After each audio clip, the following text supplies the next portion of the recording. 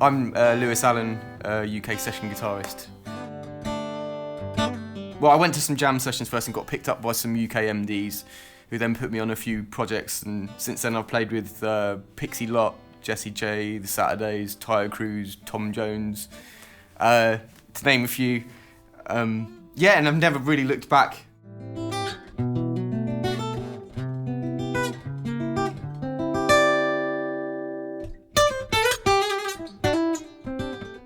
I mean, across the board with the session industry, you need to be reliable, your gear needs to be dependable, you need to sound great, you need to look good. So that's just kind of basics, you know, before you've even got into any playing, that's kind of the basics that you're going to need.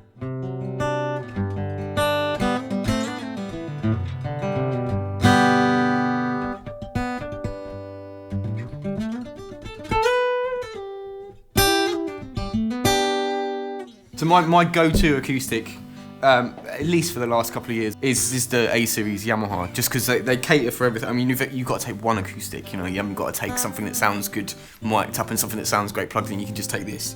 You know, you're not just going to use it in one environment. You know, you could be busking on a tube with the artist 1 minute, and then the next minute you'll be on stage at Wembley Arena. So you need a guitar to do all those things, really. So one of the greatest features of this guitar, and possibly one of the main reasons I use it, is the SRT pickup system in it. It's like a mic modelling preamp, so it's got 3 different mics that you can select, which all sound very different and all very usable. I tend to use the second setting, which it's actually based on a Neumann KM56 mic. All 3 of them are modelled after high-end studio mics, but I find that particular setting for me in a live environment will cut through and it will sound big enough. And it sounds a little bit nice.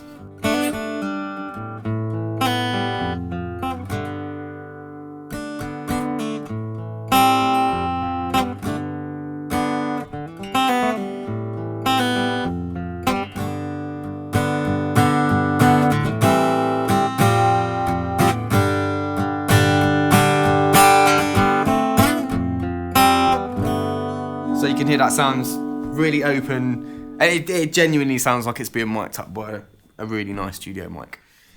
There's another really useful button I use just with regards to whether it's going to be on my own with an artist or with a band, and it's the focus wide button. So if I was playing with a band, I'd want that sound to be quite focused and sort of cut through, so I'd switch that on. And if I was playing on my own with an artist, I'd have it on the wide setting just to make it sound as big as possible. This is the same mic setting as a Type 2, but just on a focused sound. So this will be like if you were playing with a band and you want that sound to sort of cut through.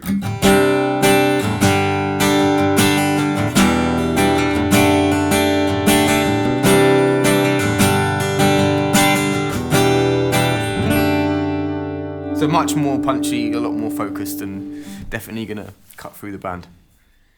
So we should look at some of the other mic settings on here actually. The Type 1 is based on a big diaphragm U67 Neumann. So you can hear it straight away. If I go back to the Type 2 setting, you'll notice it's quite... so that it's on the focused as well. I've left it on the focus setting. The pretty tight sound, not very boomy, really focused, really nice mids. As soon as you switch that to Type 1, you'll hear the bottom end, way more weighty bottom end, way more open sounding as well. So this would be really useful again if you were sort of playing with you know, solo or something like that.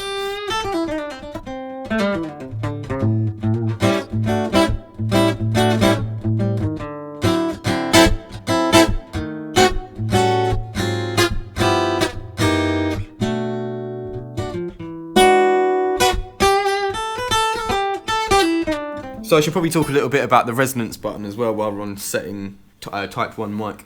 Probably roll the resonance off playing with a band, so it's more like that kind of punchy sound. And then if I was playing kind of with someone, maybe just to get a bit more of that kind of round sound going.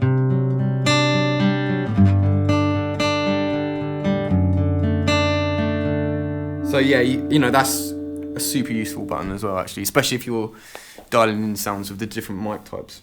So the Type 3 setting on this is based on a Royer ribbon mic, which to my ears makes it sound a bit more vintagey, rolls a bit of the top end off, warms it up a little bit.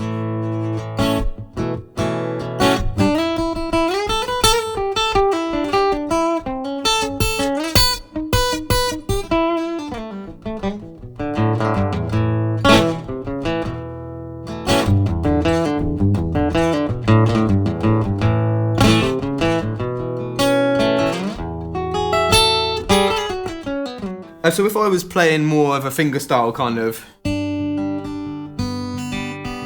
which I don't do a lot because I'm not very good at it. So I'd totally add maybe just a bit more high end on that. So this is on the Type 3, this is the Royer mic. So I'd add maybe a bit more top end just so you can kind of, you know, and you hear more of the kind of fingerstyle within that. If I was playing with the plectrum sort of strumming, I'd roll the treble off just a little bit.